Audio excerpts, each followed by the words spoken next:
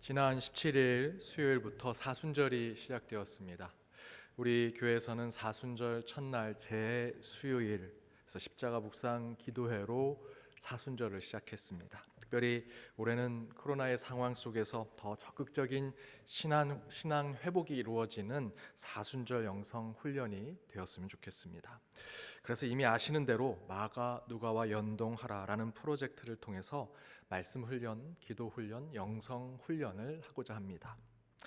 제가 우리 연동교회 역사를 살펴보기 위해서 연동교회 100년사, 120년사 그리고 이미 오래된 당회록들을 쭉 살펴보면서 느끼는 것이 있습니다. 몇 년, 몇 월, 며칠 어느 장소에서 어디에서 어느 목사님 통해서 어떤 찬양을 부르고 누가 대표 기도를 하고 이런 그 예배에 대한 이야기들이 계속해서 이어져 나오는 것을 보았습니다. 간단히 말씀드리면 우리 연동교회의 역사는 예배의 역사라는 것이지요. 1894년 어딘가에서 누군가가 함께 모여서 예배를 시작한 우리 연동교회, 그 처음으로 이 연못굴에서 예배 드린 것에서 시작해서 지금 저와 여러분이 이 성전에 모여 또 온라인으로 각 가정에서 예배 자리에 앉아 함께 예배 드리는 지금까지 이어져 온 것이 우리 연동교회의 역사라는 것입니다. 그래서 이번 코로나 전국 가운데 두 번째로 맞이하는 사순절에 무엇보다도 우리가 회복되어야 할 영적인 모습이 있다면 먼저 이 예배가 회복되어야 할 것입니다. 그리고 예배 가운데 선포되는 말씀이 회복될 때 진정으로 우리 사순절 영성 훈련이 된다라고 생각합니다. 저도 여러분과 똑같은 마음으로 필사 노트에 매일 필사를 하고 있습니다. 그리고 말씀 묵상 또 기도로도 동참하고 있습니다. 작년 한 해 코로나로 중심이 흔들렸던 신앙을 이번 말씀과 연동하고 또 예배를 회복하는 사순절 영성훈련으로 신앙을 되찾아가시는 저와 여러분이 되기를 주님의 이름으로 축복합니다. 우리 옆에 있는 분들과 이렇게 인사 나누기 원합니다. 예배를 회복합시다. 말씀으로 연동합시다. 예배를 회복합시다. 말씀으로 연동합시다. 예배를 회복하시고 그 예배에서 선포되는 말씀으로 한 주 사순절 영성으로 깊이 나아가는 저와 여러분이 되기를 바랍니다. 마태복음의 말씀 59번째 그 한 사람이라는 제목으로 함께 말씀을 나눠보고자 합니다. 오늘 이 본문은 마태복음에 예수님께서 순환을 당하게 될 것이다 라고 하는 예고의 첫 번째로 나오는 말씀입니다. 21절에 보면 예수님께서 자신의 순환 예고를 이렇게 하십니다. 우리 21절을 함께 읽어보겠습니다.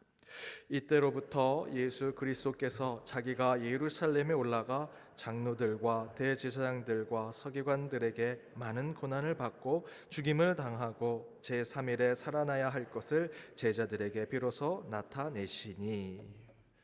먼저 21절 앞부분에 이때로부터라고 하는 표현이 나오는데 21절 앞에 나와 있는 이때라 함은 지난 주일에 말씀드렸던 베드로가 예수 그리스도를 향해서 주는 그리스도시요 살아계신 하나님의 아들입니다 라고 고백했던 그 신앙 고백이 이루어진 때 바로 그 다음에 예수님은 자신의 순환, 자신이 고난받아야 하고 십자가를 짊어져야 하는 것을 예고하고 계십니다. 그런데 여러분, 베드로가 예수님을 향해서 당신은 그리스도시요 살아계신 하나님의 아들입니다 라고 말한 것은 예수님이 메시아라는 것을 선포하는 거죠. 이스라엘의 왕이 되실 것입니다. 나의 주인이 되시는 것입니다 라는 선언을 이야기합니다. 그런 신앙 고백을 하자 예수님은 지난주의 말씀대로 그 고백을 한 베드로에게 축복을 주시죠.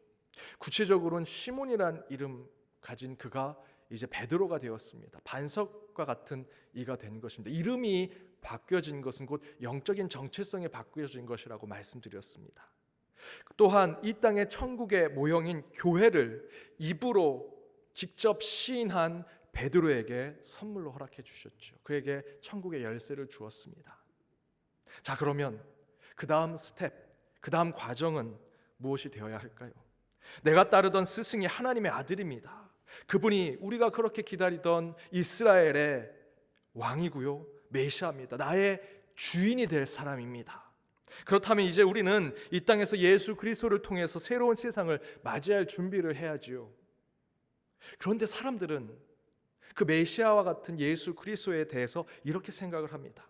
예수님께서 체게베라와 같은 혁명가였다면 제자들에게 칼과 창을 쥐어주고, 자, 이제 너희는 나를 하나님의 아들 메시아 왕으로 고백했으니 그 칼과 창을 들고 나를 따라 예루살렘을 쳐들어가자 라고 했을 것이다. 그렇게 하셨습니까? 아니요, 예수님은 그렇게 하지 않으셨습니다. 또한 세상 사람들은 이렇게 생각합니다. 예수님께서 페스탈로치나 존 두이와 같은 유명한 교육학자처럼, 또는 사중 장애를 가지고 있었던 헬렌 켈러를 사랑으로 가르쳤던 셀리반 선생님처럼 그런 교육가였다면 예수님은 제자들을 불러 모아서 학교를 세우고 교육과 학문으로 세상을 어떻게 바꿀지, 어떤 가르침으로 예루살렘을 차지할지를 교육했을 것이다. 학교를 통해서, 교육을 통해서, 교육 이론을 통해서 조용한 혁명, 보이지 않는 그런 영향력, 변화를 세상에 주는 역할을 했을 것이다 라고 이야기합니다. 그러나 예수님은 혁명으로도, 방금 말씀드린 교육으로도 하나님 나라를 이 땅에 세우지 않으셨습니다. 대신에 예수님은 앞에서 함께 읽은 말씀대로 이렇게 하시지요. 대제사장과 장로들과 서기관들에게 많은 고난을 받고 죽임을 당하고 제3일에 살아나셨다. 피의 혁명, 힘의 혁명가처럼 칼과 창으로 적들과 원수를 쳐 부수는 것으로 예루살렘을 차지한 것이 아닙니다. 그렇게 하나님 나라를 세운 것이 아니라 고난을 받으시고 죽임을 당하시는 것으로 예수님은 하나님 나라를 이 땅에 임하게 하시려고 하셨다는 것이죠. 또한 더욱 중요한 표현이 있는데, 예수님은 누군가를 가르치고 깨우치고 변화시켜서 세상을 바꾸고 이 땅에 하나님 나라를 세우려고 하시는 것이 아니라 21절에서는 이렇게 기록되어 있습니다. 예수 그리스도께서 자기가 예루살렘에 올라가 바로 그들에게 많은 고난을 받고 죽임을 당하고 제3일에 살아나야 할 것을 제자들에게 알려주신다. 예수 그리스도께서 자기가, 내가, 예수님께서 베드로를, 요한을, 12 제자를 가르치고 훈련시켜서 그들을 고난받게 하고 그들을 죽게 해서 하나님 나라를 세우려고 하신 것이 아니다라는 것입니다. 자기가 고난을 받으시고 자기가 친히 죽임을 당하심으로 제3일에 다시 부활하신 것으로 이 땅에 하나님 나라를 깨우치게 하신다. 특별히 저희는 오늘 이 표현을 유심히 볼 필요가 있습니다. 예수 자신이, 예수 그리스도께서 자기가 고난을 받고 자기가 죽어 우리에게 본을 보이셨다. 여러분, 이 말씀을 마음에 새기시기 바랍니다. 예수님은 베드로와 그 제자들로부터 당신은 우리의 왕입니다라는 선언을 들으셨습니다. 엄청난 신뢰와 존경을 받으신 것이죠. 아니, 그 이상으로 정치적으로, 종교적으로 복종의 표현입니다. 항복의 표현입니다. 당신이 이제 나의 주인이십니다. 주종의 관계로 바뀌었음을 얘기하는 선언이지요. 다른 사람이라면 그런 복종, 순종, 항복의 표현을 듣고 주종 관계가 된 것을 받아들여서 아마도 야망이 있는 사람이었다면, 예수님이 그런 사람이었다면 전쟁을 일으키거나 예수님을 중심으로 특별한 이념과 사상과 교육을 펼치는 운동을 했을 것입니다. 그러나 예수님은 그렇게 하지 않으셨습니다. 예수님은 다르셨습니다. 예수님은 사람의 마음을 부추기거나 선동하지 않으셨습니다. 그들에게 칼과 창을 쥐어지게 하여 피의 혁명으로 예루살렘을 쳐들어가서 그곳을 하나님 나라로 세우지 않으셨습니다. 또한 예수님은 사람들을 불러 모아 학교를 세우고 조직을 세우고 어떤 기관을 만들어서 그의 사상, 그의 이념, 그의 학문을 가르쳐 점진적으로 세상을 바꾸는 교육운동, 학교 캠페인 이런 거 하지 않으셨습니다.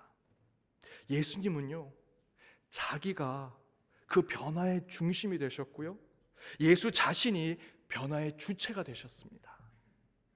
적진 앞으로 전진이라고 병사들에게 고함만 치고 명령만 하는 그런 장교가 아니라 직접 총을 들고 전쟁의 최전선 앞으로 뛰어들어가 나를 따르라 행동하는 소대장과 같은 모습을 우리에게 보여주셨습니다. 다시 정리해서 말씀드리면, 예수님은 오늘 본문 앞에서 제자들이 예수님을 향해 메시아라고 이야기하는 곧 예수님을 메시아로 인지하자, 신앙 고백을 하자 이제야 깨달았느냐? 그렇다면 이제 칼과 창을 들고 혁명을 일으키자라고 하지 않으셨습니다. 이제 깨달았느냐? 그렇다면 이제 학교를 세우고 새로운 교육에 참여해보자, 그렇게 하지 않으셨다는 거죠.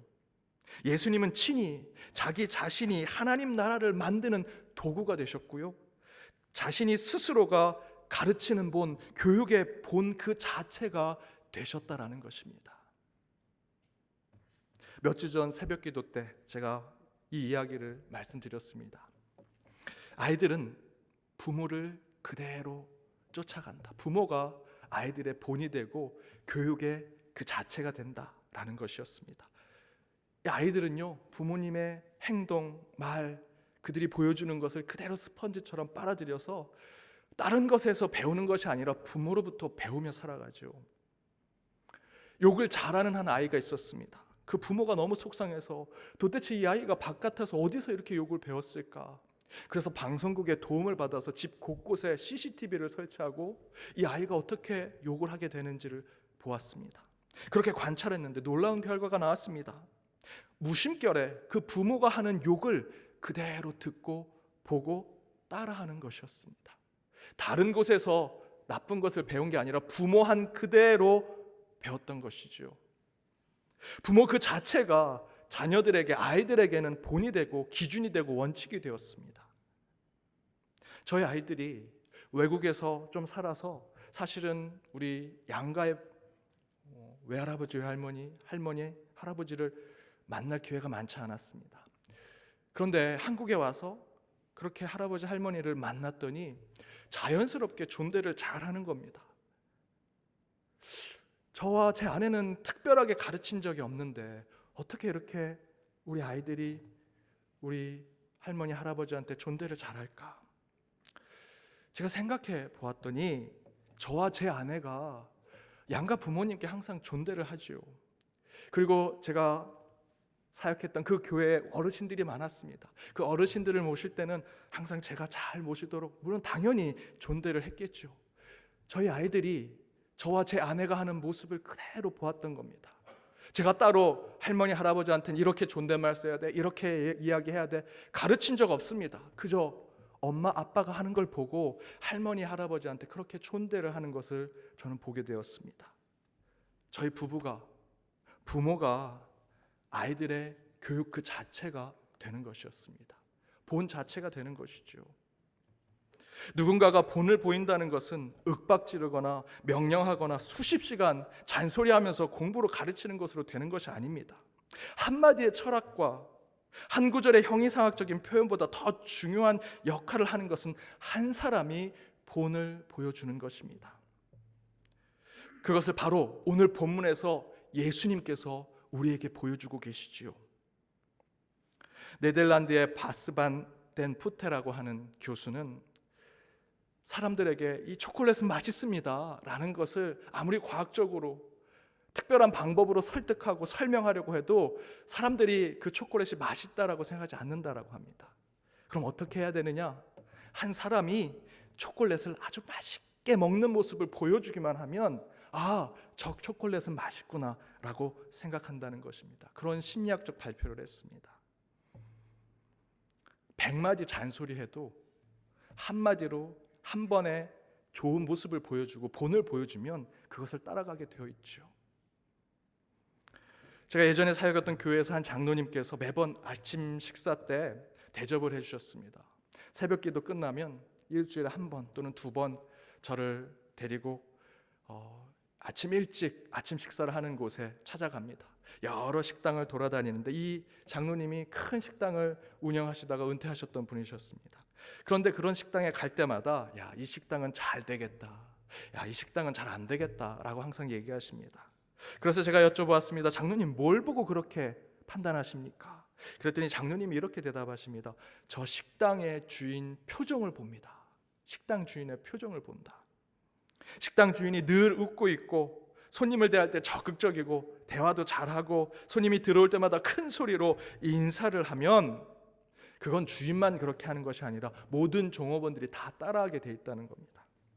그러나 주인의 표정이 항상 무표정이고 늘 인상을 쓰고 있으면 종업원들도 똑같이 한다는 것이죠. 식당에 들어갈 때 종업원들이 크게 잘 오셨습니다, 안녕하십니까 크게 인사하는 그런 곳에 그 큰 소리로 인사한, 가장 큰 소리로 인사하는 사람은 주인이라는 것이죠. 거기에 종업원들이 같이 따라할 때 손님들이 오면 기쁨을 찾고 그 식당을 더 좋게 생각한다는 것입니다. 몇 주 전 한 성도님과 이야기를 나눈 적이 있습니다. 그분이 조심스럽게 제 설교에 대해서 얘기해 주셨습니다. 목사님이 설교하실 때 3번 웃으면 저희들이 3번 좋고요, 4번 웃으면 4번 기분이 좋습니다. 많이 웃어주세요. 설교 내용은 어떤 하나님의 말씀이든 마음으로 저희가 받아들이고 회개할 것이 있으면 회개하고 결단할 것이 있으면 결단하지만 목사님 말씀 전하실 땐 표정 지으실 때 항상 웃으면서 말씀을 전해주시면 좋을 것 같아요. 목사님이 웃으면서 말씀을 전하면 저희들의 마음밭이 길가나 돌밭이나 가시밭 그곳에서 옥토로 바뀌게 되거든요. 표정 중요합니다. 여러분, 제가 이렇게 설교하면 설교 잘 옥토에 심겨질까요? 그랬으면 좋겠습니다. 그런데 제가 매일 설교할 때 여러분 이건 죄입니다, 이건 잘못입니다, 이렇게 살면 안 됩니다 라고 하면서 이렇게 웃으면서 설교하면 아주 미친 설교가죠. 그렇게는 할 수는 없습니다. 하지만 제가 그분의 이야기를 들으면서 많은 것을 깨달았습니다. 이 성도님들이 이 짧은 20분, 30분밖에 되지 않는 이 설교에서 한 주 살아갈 영적 힘을 얻고자 하시는구나. 그 20분, 30분의 설교 가운데 목회자인 제가 단 1분도 아닌 2, 3초밖에 안 되는 그 웃는 표정, 그 표정 하나로 한 주 살아갈 힘을 얻으시는구나. 그 가운데 저는 더욱더 영적인 거룩함, 영적인 책임감, 거룩한 부담감을 느끼게 되었습니다. 설교를 준비하면서 내 표정 하나도 우리 성도님들의 삶엔 중요한 표지가 되는구나. 이와 같이 우리 예수님도 먼저 본을 보이시고 자신이 앞서 나가셔서 우리의 모든 삶을 완전히 새롭게 하시는, 그러나 우리하고는 완전히 다른, 친히 우리에게 본을 보여주시는 바로 그 한 사람이셨다라는 것입니다. 제자나 아랫사람에게 명령해서 이래라 저래라 하시는 분이 아니십니다. 학교를 세워서 학문과 이념과 사상을 가르쳐 하나님의 뜻을 전하신 분이 아닙니다. 예수님은요, 친히 자신을 우리에게 보여주셨습니다. 자기가 고난을 받고 자신이 죽음을 당해 자신을 통해 고난과 죽음, 부활과 생명, 구원의 역사를 보여주신 분이 그 단 한 사람 예수 그리스도이십니다. 그러나 이에 베드로가 무엇이라 말합니까? 이 베드로가 얘기하는 건 저와 여러분이 얘기하는 것입니다. 22절에 보면 베드로가 예수를 붙들고 항반하여 이르되 주여 그리 마옵소서, 이 일이 결코 주께 미치지 아니하리이다. 왜 베드로가 이렇게 말했을까요? 방금 전에 주는 그리스도시요 살아계신 하나님의 아들입니다 라고 이렇게 얘기했는데 왜 예수님께서 이제 때가 찼고 내가 고난을 받아 죽게 될 것이다 라고 하는 이 순한 예교에 왜 베드로는 예수님을 붙들고 항변하듯 절대 그러면 안 돼요, 예수님 그럴 수 없어요 라고 얘기했을까? 이거 저와 여러분 아닙니까? 이제 예수 그리스도를 믿게 되어 성도가 되었어요. 하나님 백성이 되었습니다. 그 가운데 직분도 받았고요. 이제 괜찮은데 주님께서 우리에게 이야기하시는 것은 너는 이제 십자가의 길을 걸어야 한다. 아니요 저희도 항변하죠. 아니요 그거 아닙니다. 그렇게 되지 않을 겁니다. 왜 그렇게 얘기할까요? 그 이유는 베드로는 예수님께서 21절에 순한 예고를 하신 말씀이 무슨 뜻인지 이미 알고 있었기 때문입니다. 그 이야기는 곧 그렇게 신앙 고백을 했다면, 내가 그리스도인이 되었다, 성도가 되었다, 연동교회 교인이 되었다 고백한다면 이제 너도 나와 같은 길을 걸어야 한다. 베드로는 그것을 알고 있었던 것이지요. 대신에 베드로는 자신이 신앙 고백으로 한 그 이야기에서 끝나기를 원한 겁니다. 차라리 우리에게 그냥 칼과 창을 쥐어 주십시오. 혁명을 일으키게 해 주십시오. 아니 예수님, 그냥 예수님 말씀하신 거 우리가 잘 받아 적어서 학교 세웁시다. 그리고 예수님 그냥 이사장 하시고요, 저희들이 교사 돼서 많은 사람들에게 하나님 나라 전파하겠습니다 라고 말하는 것이 22절의 베드로의 항변입니다. 그러나 그에 대해서 예수님께서 단호하게 말씀하시지요. 23절에 사단아 내 뒤로 물러가라. 내가 하나님의 일을 생각하지 아니하고 도리어 내가 사람 일을 생각하는구나. 사단아 물러가라. 특별히 베드로가 무슨 불신앙적인 모습을 보였습니까? 아니에요. 그런데 예수님은 23절에 단호하게 얘기하십니다. 사단아 물러가라. 네가 하나님이 아니라 세상 사람의 이야기를 하는구나. 저와 여러분도 똑같습니다. 교회 다니고 직분 가지고 있지만 똑같이 생각하죠. 예수님 제 신앙 고백하지 않았습니까? 더 나가지 마세요. 고난 얘기하지 마세요. 십자가 얘기하지 마세요. 그냥 학교 세웁시다. 저에게 칼과 창 주세요. 세상을 혁명으로 바꿔보겠습니다. 라고 얘기하는 것이 베드로요, 저와 여러분의 모습 아닙니까? 그러자 예수님께서 뭐라고 말씀하십니까? 24절에 함께 읽어보겠습니다. 이에 예수께서 제자들에게 이르시되 누구든지 나를 따라오려거든 자기를 부인하고 자기 십자가를 지고 나를 따를 것이니라. 예수를 따르고자 하면 그분의 사상이나 이론, 그분이 세운 학교나 기관에 잘 속해 있는 것으로 되는 것이 아닙니다. 24절의 말씀대로 누구든지 나를 따라오려거든 자기를 부인하고 자기 십자가를 지고 그분을 쫓는 것. 주님의 이름으로 사람들을 선동하고 정치적인 운동을 하는 것이 신앙이 아닙니다. 예수님의 말씀대로 저와 여러분에게 주어진 각자의 십자가를 짊어지고 주님 가신 길을 묵묵히 쫓아가는 삶, 그것이 주님이 원하시는 우리 십자가의 길입니다. 여기서 중요한 것은 다른 사람의 십자가, 더 나아가서는 예수님이 짊어졌던 그 골고다의 십자가가 아닙니다. 그거를 짊어지라고 말씀하신 것이 아닙니다. 바로 저와 여러분 각자에게 주님이 주신 십자가를 지고 주님을 쫓아가야 한다는 것입니다. 그 이야기는 바로 예수님께서 죄인된 우리를 구원하시는 그 한 사람이셨다면 이제 구원과 사랑이 필요한 이웃과 세상을 향해 나아갈 그 한 사람이 저와 여러분이 되어야 한다는 것입니다. 그렇다면 예수님께서 스스로 세상의 본이 되시어 그 한 사람이 되신 것에 저와 여러분은 어떤 예수의 모습을 쫓아가야 할까? 특별히 이 코로나19 바이러스라는 유례없는 고난의 상황 속에서 더욱이 우리 교회, 우리 신앙이 어떤 때보다 힘든 어려운 상황 속에서 그 한 사람이셨던 예수님을 쫓아 참된 하나님의 자녀로 나아가는 모습은 무엇이 되어야 할까? 여러 가지가 있겠지만 저는 한 가지를 여러분과 나눠보고 싶습니다. 다른 것 아닙니다. 바로 예배드리는 그 한 사람이 되는 것, 온전히 주님 앞에 예배자로 서는 그 한 사람이 되는 것입니다. 곧 다시 예배를 회복하는 그 한 사람. 예배의 제단이 이 코로나로 무너졌지요. 이 무너진 예배 제단에 이 시대에 다시 이 예배를 회복하고 예배를 사모하고 예배를 기대하는 하나님이 찾으시는 그 한 사람, 그 한 예배자가 되자라는 것입니다. 저는 중직자들의 기본적인 신앙생활에 대한 강의를 할 때 항상 주일 성수를 강조합니다.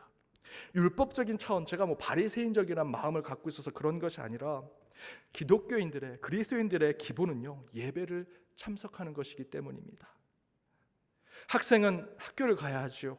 회사원은 회사를 가야 합니다. 그래야 학생이 되고 회사원이라고 부를 수 있는 거죠. 가끔 교회 안에서도 교회 밖에서도 문화적 그리스도인이라는 표현을 씁니다. 좋은 표현이죠. 교회는 나가지 않지만, 교회 생활은 하지 않지만 내 삶은 기독교인의 삶을 살아간다. 그런데 저는 별로 동의하지 않습니다. 이렇게 반문하죠.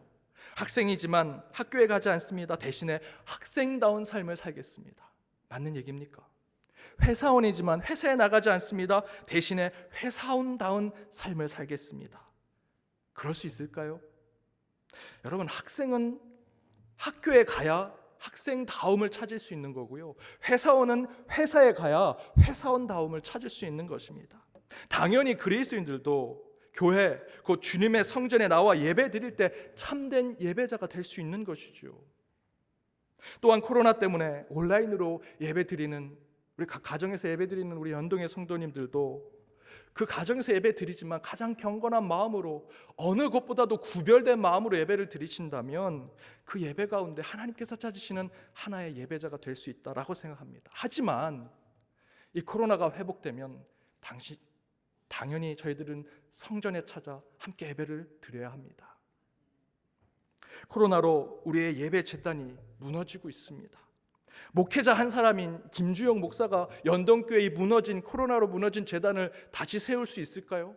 절대 안 됩니다. 저 여러 번 여기서요 수십 번 혼자서 예배 많이 드려봤습니다. 저 렌즈 바라보고 누가 예배 드리는지도 모르고 혼자서 설교하고 혼자 웃고, 그게 예배라고 생각하면서 이 긴급적인 상황에서 그렇게 예배는 드렸지만 제 마음은 항상 한 곳이 비어 있습니다. 주님이 찾으시는 예배자들이 이곳에 있어야 하는데, 그 한 사람이 이곳에 함께 예배를 드려야 하는데, 김주영 목사, 목회자 한 사람, 설교자가 결코 무너진 이 예배의 제단을 세울 수 없습니다. 저와 여러분, 주님이 찾으시는 한 사람 한 사람, 예배자 여러분을 통해서 이 제단은 함께 세워질 수 있다라고 저는 믿습니다. 사랑하는 여러분, 코로나를 경험하면서 벌써 두 번째 사순절을 맞이하게 되었습니다. 1년 동안 우리 믿음의 사람들은 영적으로 너무나 피폐해졌고 깊은 상처와 아픔을 겪게 되었습니다. 거기에 세상으로부터 수많은 질타와 저희들은 멸시를, 조롱을 받아서 하루도 편한 날이 없지요.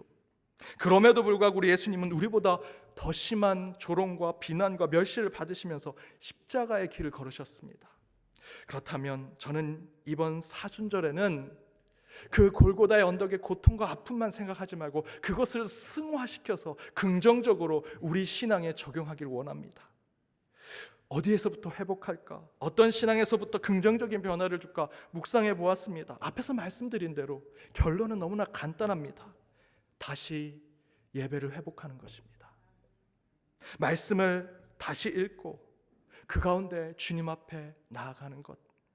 그래서 이번 사수전 영성 훈련을 위해 마가 누가와 연동하라 예배 회복 운동을 함께 하고 있습니다. 우리 앞에 모든 것의 본이 되신 주님께서 우리에게 특별한 한 사람으로 서 계시지요. 저와 여러분 모든 사람 앞에 예수 그리스도가 나의 구원자로 서 계십니다. 그렇다면 이제 우리가 본이 되어 세상에 설 차례입니다. 세상으로 나아가 그들 앞에 주님의 사랑, 주님의 능력을 전할 자로 서 있어야 하죠. 그러나 먼저 주님이 원하시는 것이 있습니다. 먼저 주님 앞에 서기를 원하시죠.